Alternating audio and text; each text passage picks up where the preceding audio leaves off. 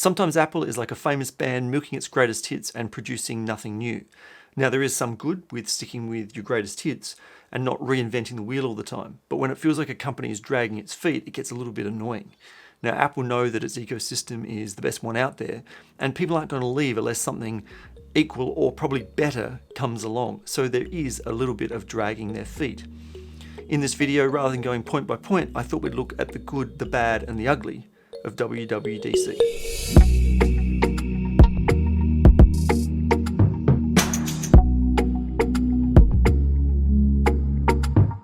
Hi guys, I'm Simon, this is Tech My Life Video, and we're going to break down, as I said in the intro, WWDC 2022, basically the keynote presentation that Apple put on. There was lots of good stuff in there. They didn't spend too much time bragging about how much better they are than other companies.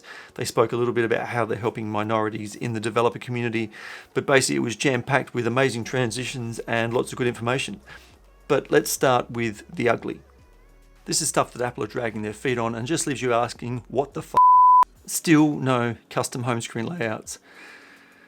It's 2022 and Apple still think we need training wheels on. I made a whole video about my idea for Apple modes, replacing Apple Focus modes, and you can check that out up here. That was another issue. Focus has some changes, which I'll talk about later, but still no real focus from Apple Focus modes. Again, check out that video that I just uploaded recently. Give me your thoughts there. I'd love to hear those thoughts. But moving on from that, still no third-party watch faces. You get a couple of new ones, but I think it's a real missed opportunity. If they had some sort of Apple watch face builder on the Mac, people could design their own faces and then maybe share them, have somewhere you could actually share those faces. And they could even have a more advanced level which required some coding where developers could maybe sell different Apple watch face designs.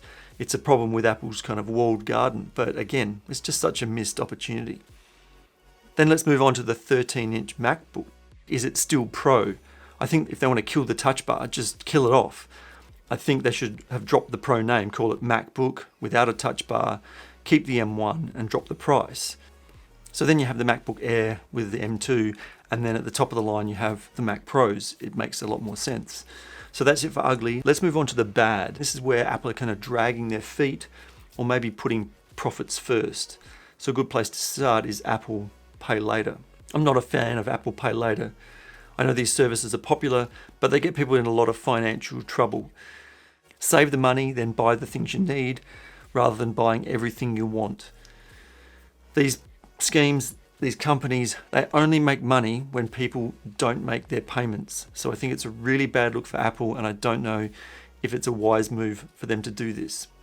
Let's move on to weather on the iPad. I'm including this as bad, besides still not having a calculator. The weather app is awful in Australia. The weather is never correct compared to the Bureau of Meteorology in Australia. So come on, Apple, get with it. But next, it's Apple CarPlay. Next-gen CarPlay only gets a mention in bad because the list of manufacturers that were on the board was disappointingly small. I guess Apple's licensing fee is high. Anyway, more on that in a minute. Still no Pro apps is up next. No Pro apps on the iPad. It seems to me like just an absolute no-brainer for Apple to bring over their music and video editing software to these iPads. They're powerful enough to handle it.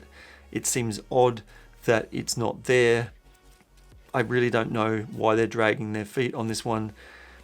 I get that the software isn't written specifically for touch, but I think it seems like those softwares seems perfect to be used in a touch interface and on the go. It's a mystery.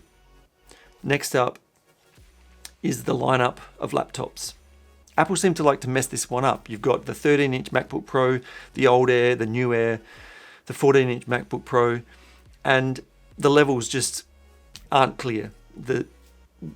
I just don't get it. They seem to mess this one up all the time, and they've done it again. Let's move on to the good. So as I mentioned at the top, there is lots of good. I'm just going to cover some of the things that were highlights for me. And the first one is unsend and edit text messages, and also unsend email. There's been many times I've sent an email and realized I've forgotten something a second later, so I'm sure I would have used that feature. Text messages, I'm always making typos, so editing would be great, unsending would be great. Just want to see how this one actually works out in the wild. Next up is improvements to Wallet. I really thought these improvements were good. We already have an app in Australia for a digital driver's license and a Medicare card.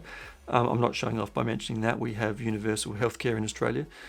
I haven't carried a wallet for some time because of those apps, but it would be great if I could move all of those pieces of ID kind of into the Apple Wallet, kind of one wallet to rule them all. Up next, privacy. The improvements to privacy and safety looked really good, and these are areas where Apple excels. The ability to emergency reset your privacy settings and reset devices for those in abusive relationships. I mean, it might sound like a small thing, but to those people, it's a really, really big thing. Let's move on to multiple window support for iPad. Now, it's called Stage Manager. Now, don't get me wrong, it's not perfect, but it is good. It's a good step in the right direction. It seems to lack a simple feature of being able to have an app fill half the screen or a quarter of the screen like you can with a lot of apps on the Mac. So it does fall short in some areas, but they showed it first on the Mac and then on the iPad, which seems to me maybe a hint at the fact that Mac OS and iPad OS may have more kind of overlap in the future. Moving on to HomeKit and Matter. Using a universal standard in the home automation is a real game changer, and it should be done in more places, but we'll take this as a real win. They also did a lot of improvements to the Home app. Let's move on to Freeform. Freeform is a whiteboard app and then some, focused on collaborating and sharing your ideas. It looks like a good app, even if you're not sharing, just getting ideas down. Being able to attach files, including like video and audio, is really nice. I can see myself using that for my music and also for producing, plans for videos like this one. The new home screen editor and its link to Focus are awesome, mainly because it ties in with my video that I did last week when I said Apple needed to make these changes. They did a great job with the wallpaper editor and what you can do with it. I really like it, and I hope they bring more of these changes in the future. But let's move on to the biggest thing, at least for me, which is Apple CarPlay Next Gen. This is the real kind of future of what's coming.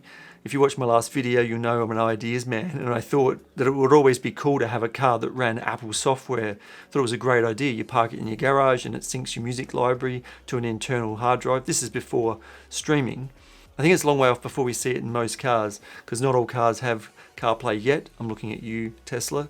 This is like CarPlay Plus. There's less push for manufacturers to go this next step, but it would be awesome.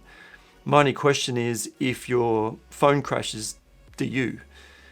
I have a dodgy cable in my car at the moment, which I need to replace. It loses connection and CarPlay stops.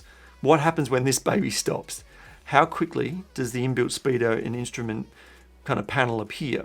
I'm interested to see how this works with things like laser guided cruise control. Can you set that in CarPlay? It looks awesome. It'd be great to see it roll out. I don't know how widely it will roll out or how long it's going to take. I'd definitely buy a car that had it. It looks so cool, but we'll just have to wait and see. And I can't leave without showing you the reason why everybody would tune in, and it's this. If you wanna love, then live it better. If you want love, then stay together. If you wanna smile, then be forever.